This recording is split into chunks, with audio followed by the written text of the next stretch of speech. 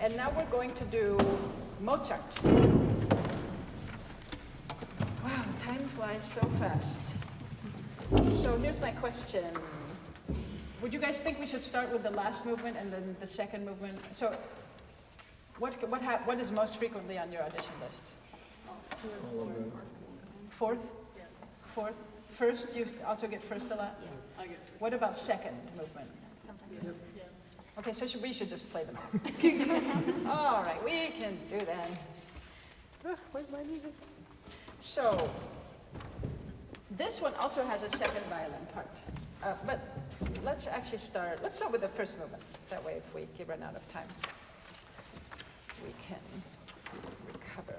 We'll start with the first movement. Okay, so, wow, I get to lead a big piece here. Sometimes, if you suddenly hear me playing something that doesn't seem to be your part, it's because I'm playing the cello part or the timpani part, okay? So that you guys can hear, you know how that works, probably. Okay, let's play the intro first.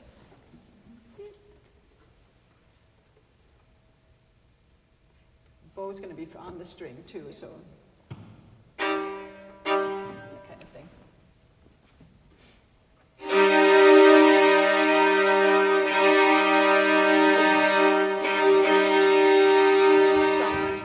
Do you guys have different bowings from me? Oh, they gave you the New World part. We have the other part. What part do you have? We have down, up, down. Why do you have different parts? Maybe because they needed double the amount. That happened in the piano concerto last week. Okay, well, you know what? Hopefully that's the only discrepancy. That's really a big difference. Let's do up bow in the middle of the bar, just for now, okay? So I'm curious how you determined the tempo, and then you probably thought about it based. Okay. Another good way is to go from.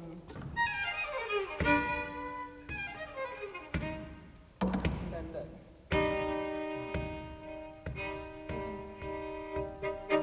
kind of the whole measure. If you didn't know this, I think it's a great method to find a tempo that's playable for the allegro, is to sing to yourself the hardest thing you have to play and make that the max, and make these two tempi hang together. So the whole bar of the allegro is the quarter note of the adagio. That's a functional tempo relationship that can work if you choose it. So let's try that. Just like that.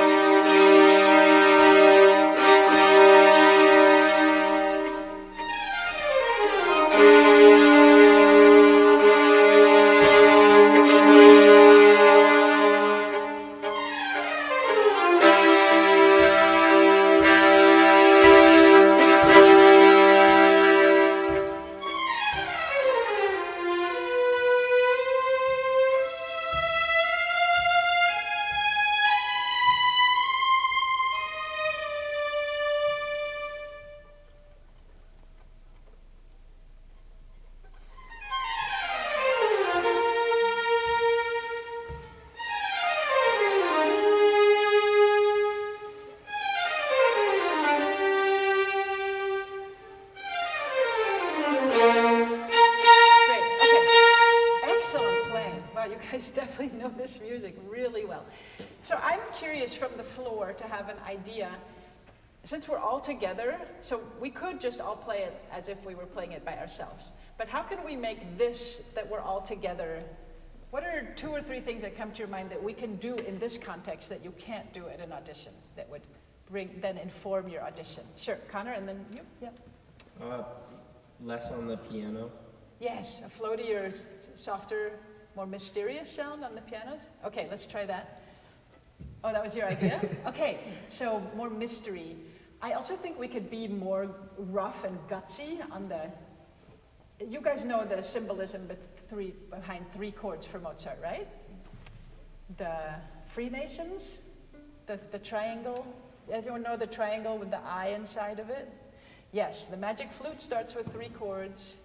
This starts with 3 chords. This is always freedom, it's the French Revolution thing. Freedom, brotherhood, justice. So think of that as, I mean, it doesn't sound very revolutionary to us, but this is revolutionary music in Mozart's eye.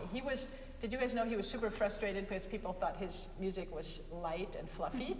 So at the end of his life, he's writing all these super dark pieces that really dig deep, and the G minor quintet, the G minor symphony, and this. So can we be more revolutionary? Can we be more, this music is needed and makes a difference in our world, which actually I happen to also believe. But can we play it that way? Like brimstone and fire in the first measure, and then super soft in the piano. Let's just try this one more time.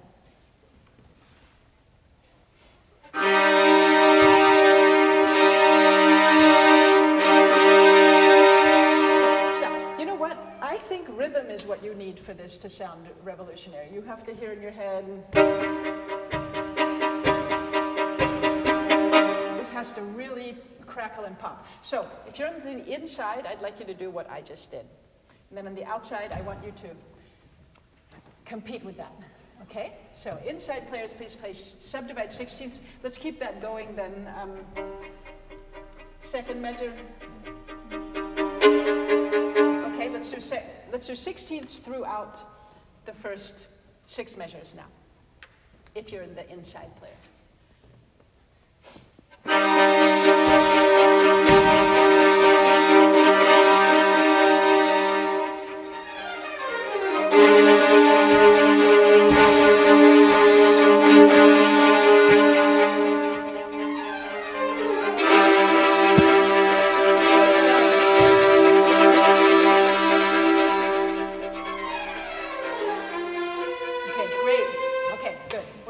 Too fast for the runs. Is it okay? Okay, let's switch. Outside players now.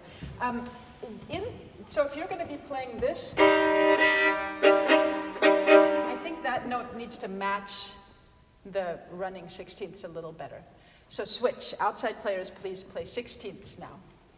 And compete with it. Yes, I'd love to hear you guys prove to me that what you're playing right now matters to you and then to me. It has to matter to you first, so give it a lot of edge, a lot of edginess.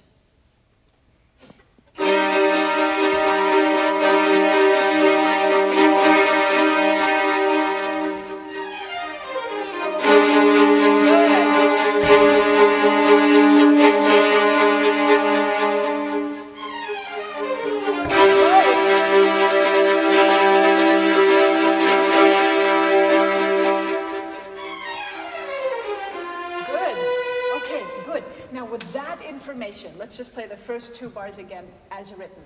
B, D. I'm sure, whoever has this microphone, I feel so bad, I keep hitting it. So, feel that in your tummies, okay? One last time, just the first 2 measures.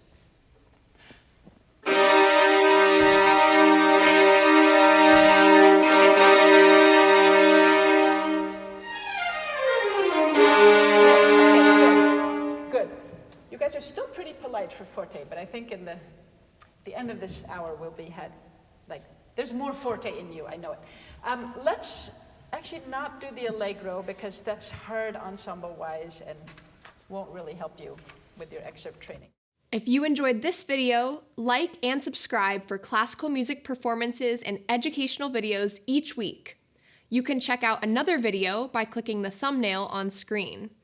To watch full concerts, visit media.nws.edu.